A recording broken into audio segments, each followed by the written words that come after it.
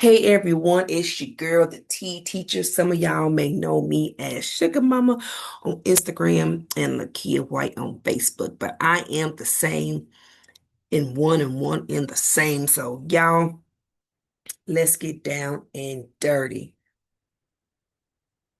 So, y'all, I met this young man in the town that I live in, Ponca City, Oklahoma, that put in 42 applications.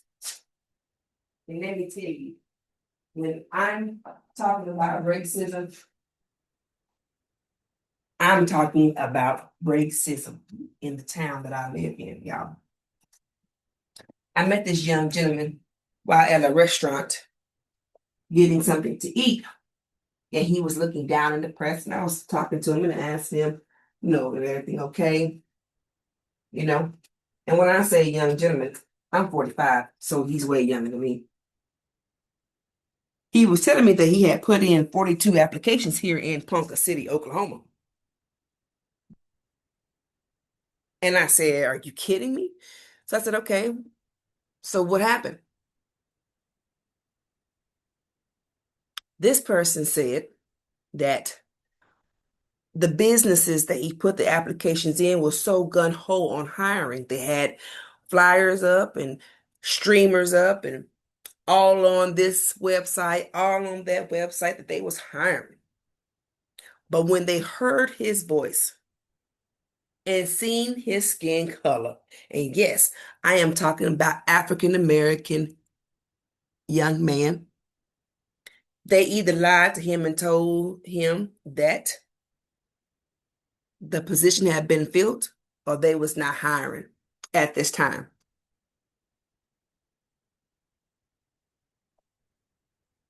Tell me how hurtful, degrading, and disrespectful that can feel to anybody. You thinking you going for an interview and you get told this. Now, I'm not going to call the names out of the businesses here in Ponca City, Oklahoma, but they all know who they are in their hearts, that they are racist. And this young gentleman kept talking. Now, mind you, this wasn't the only person of color that had disclosed to me the racism on finding a job, a home, buying a vehicle, shopping in the stores here in Ponca City, Oklahoma. And I'm thinking, now I didn't lived here 25 years. You mean to tell me there's still racism going on? And you probably say, T teacher, maybe they wasn't hiring. Well, when you have a facility that has the words hiring any position, come on in and get an application. Or when people of color, and I mean black people, go off into a business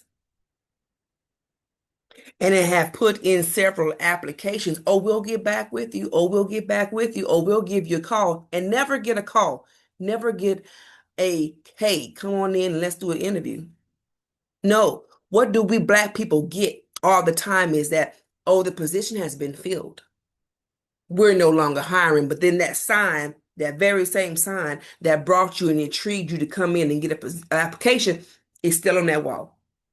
Now, mind you, only two businesses here in Ponca City, Oklahoma, reached, however you want to pronounce it, out to this young man.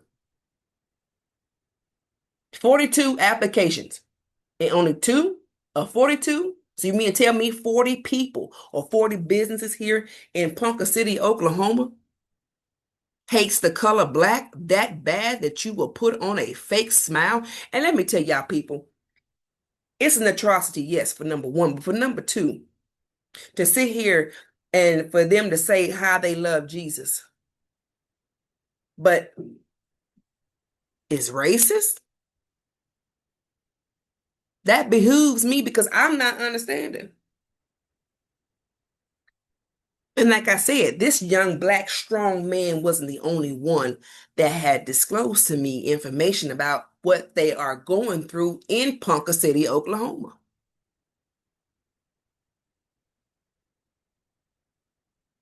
So he kept on telling me his story. And so I got to thinking, sitting back, just pondering all the years that I have lived here in Ponca City, Oklahoma, and you see car shows at the lake. You see them have festivities on Grand. You even see them posted up on 14 North 14th Street. Don't never get a ticket for lottering. No, never get a ticket for sitting up there crowding. But you let black people, especially black men, started crowding around with one another, talking about their vehicles or even just visiting one another. Here come the police. Oh my God. There is some, as people, as y'all call them, there is some niggers up there. They look violent. I am in a fear of my life. But when you see white men or white young boys up there, what it, oh my God, Johnny and his friends just having a good old time, just reminiscing and talking and looking at their cars up under the hood. So I got to thinking even more. You don't ever see black people being able to come on Grand and have events showing our children and grandchildren the culture and history of who they are, to let them know to be proud of their black skin. Because, see, black skin, black people are the only color and the only people that can make different color babies. And I know I'm going to get a lot of really cool on this. Now, like I said, I am a prodigy of a white dad and a black mom. But let me tell you, and I have three white best friends. And see, when I say white people, I'm not talking about the white people that I went to school with and know about the struggles. I'm talking about the white two-faced people that smiling your face, but behind your back, they cutting your throat. Or they want to give you a sob story. Oh, I'm so sorry. We can't. Oh, but I'm so sorry. But you let little Johnny walk up in there. But if you let Rashika Tika or Banaka or somebody that has had a black or African descendant name, oh my God, lock the doors, call the police. They feel threatened. But you don't never see our black people, like I was stating, on Grand showing our children and grandchildren, our great grandchildren, who they are and to be proud of their race, of their color, of their thick, tight, curled hair.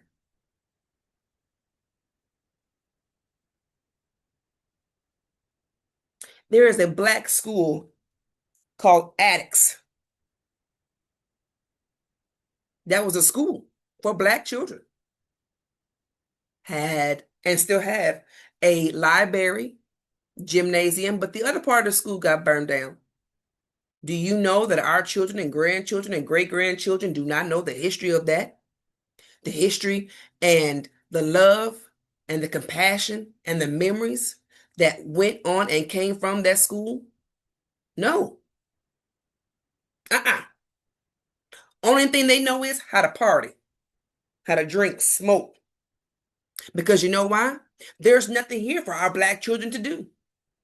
Because when they when they only want to build up the north side of Ponca City, the east side of Ponca City, the west side of Ponca City. But what happens to the south side of Ponca City?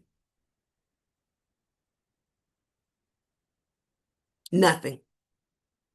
Nothing. There's nothing for that side of the town to do. They better not come on Grand and trying to have no events because it's gonna take them 6 months to a year to even get one permit to even do anything. And you probably say, T teacher, it sounds like an atrocity. It is. Well, there's black people on the board, on the commission board and mayor's club and all that. You know it probably is. How long did it take for them to get in there? Do they vote even matter? Do they even consult with them when they're making a decision? Oh no, Or let me rephrase, or do them black people in office even care? I'll wait for you to answer them questions. See, because I know, I see, I hear, I watch, and I look.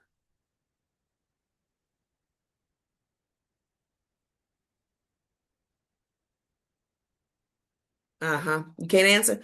I didn't think so. But to have black people in Ponca City, Oklahoma, that cannot get a job, or if they do hire you, they want to hire you and hide you in the back where nobody can see you. If they hire you, they want to put you outside when it's rain, heat, sleet, and snow.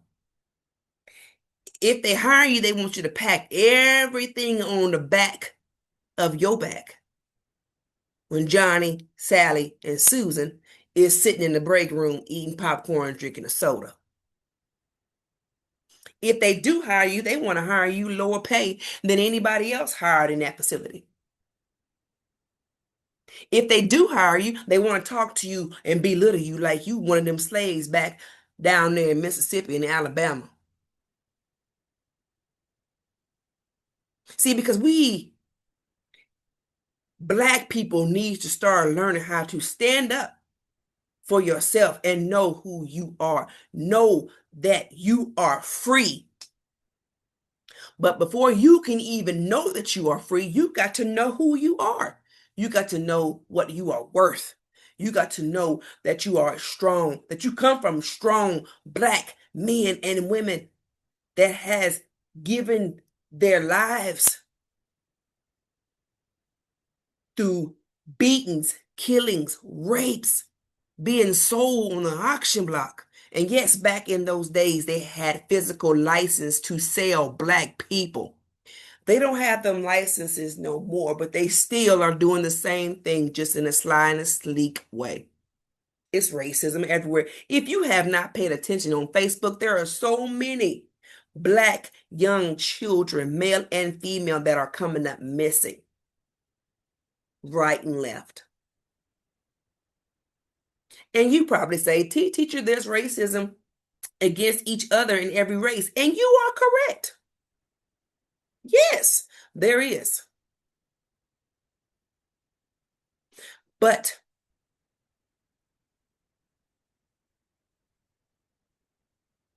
it's because how we have been taught.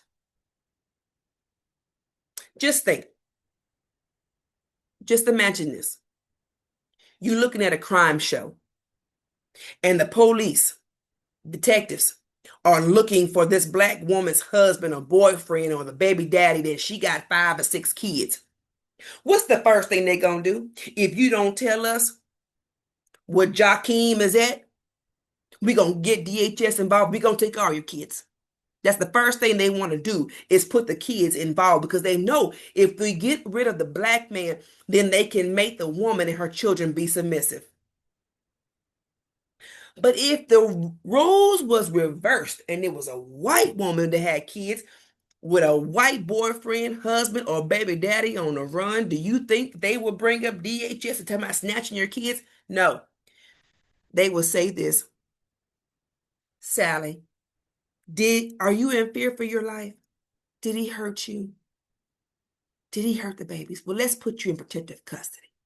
Let's get you a big old fancy house and a car, and let's put you far away from here where he can find you. Not us. No, no, no, no, no. I don't know how long and how long it's going to take for us black folks to come together. It's time to stop sitting back, talking about what you want to do, and start standing up and doing and telling what we need to do and say. Come together as one.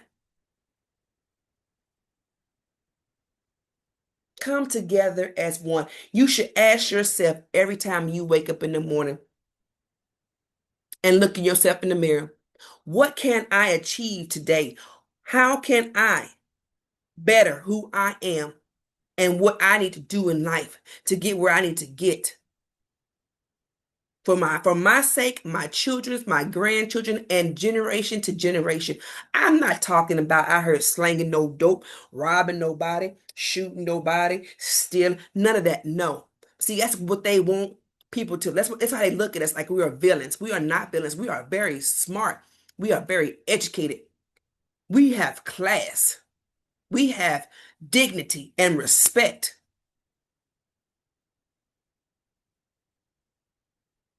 But because half of us has been handpicked and don't want to offend nobody.